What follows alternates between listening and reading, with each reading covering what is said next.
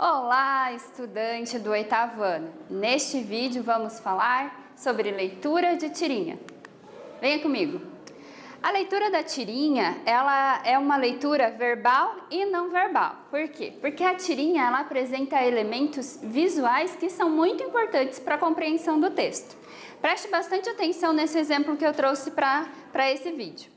Veja bem, nós temos um menininho, né? A gente percebe que ele é pequeno, porque em relação a quem está do lado dele, a gente vê que ele é bem pequenininho. Ele é menor do que as pernas da pessoa que está ao lado dele. Quando a gente faz a leitura dessas imagens em uma tirinha, talvez nem se perceba, porque ela é feita em frações de segundos. É muito rápido. Então, num instante, a gente olha toda a parte visual e parte para a parte verbal, escrita. Vejamos aqui também neste exemplo que nós não temos os nossos famosos balões de fala, que são muito característicos nas tirinhas, nas histórias em quadrinhos, que são de onde as tirinhas se originaram, das histórias em quadrinhos, tá? Mas nós temos setas que indicam de onde esta fala está partindo. Veja bem, aqui nós temos uma seta, a fala, e a seta não está na direção do menino. O menino está como? Qual que é a expressão facial dele? Ele está feliz, ele está alegre, ele está falando, né? Ele está sorridente. Como que ele está? Aparentemente pensativo, certo? No primeiro quadrinho. Depois, no segundo quadrinho, a gente o vê cabisbaixo. O que essa palavra significa? Que a pessoa está de cabeça baixa, né? Pensativo, reflexivo ou triste. E só no último quadrinho, então, ele levanta o rosto dele para falar.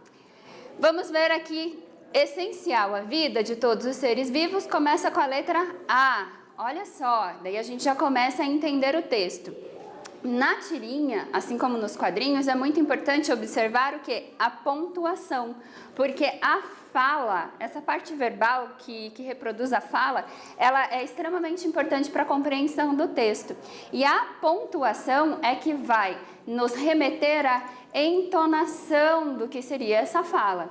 Veja que aqui a gente tem acompanhado do ponto de interrogação uma exclamação. Isso significa que é mais do que uma pergunta, né? Que pode ser uma pergunta enfática, uma pergunta mais incisiva, mais áspera ali para o menino, que abaixa a cabeça e a gente continua com essa pontuação depois. E só no último quadrinho, quando ele levanta o rostinho, então, olhando para a pessoa que aparece aqui, é que ele responde. Essa tirinha, ao contrário da maioria das tirinhas que a gente vê por aí, ela não tem apenas 3 quadrinhos. A gente já encontrou 3 quadrinhos apenas, aqueles 3 primeiros quadrinhos ali, como se fosse a tirinha completa. Mas ela continua. E ela continua com a gente vendo aqui a expressão do menino. Então, o menino está dialogando com uma outra pessoa. Entenderam, então? Esse visual, e a gente percebe a mochilinha que ele está usando, né? Uma criança usando mochila. Por que será? Por que ele está carregando essa mochila? Quando a gente vê isso, a gente já tem essa impressão ou de que a criança foi para a escola, ou voltou da escola, ou está na escola. Viram como a parte visual é muito importante para que a gente compreenda, então, a questão da tirinha aliada ao texto? Vamos lá, vamos retomar aqui para iluminar mais as nossas ideias a respeito de como é ler esse gênero textual. É um segmento das histórias em quadrinhos, como eu já falei para você, então a tirinha ela teve sua origem nas histórias em quadrinhos, ela é um fragmento das histórias em quadrinhos.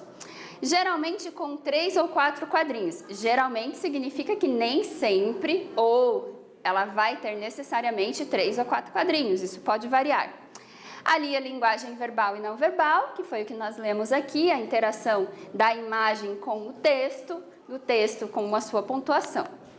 Além disso, a finalidade é refletir sobre um tema social. Ela pode fazer uma crítica social baseada no humor, ou ela pode ter a crítica se sobrepondo ao que seria o humor.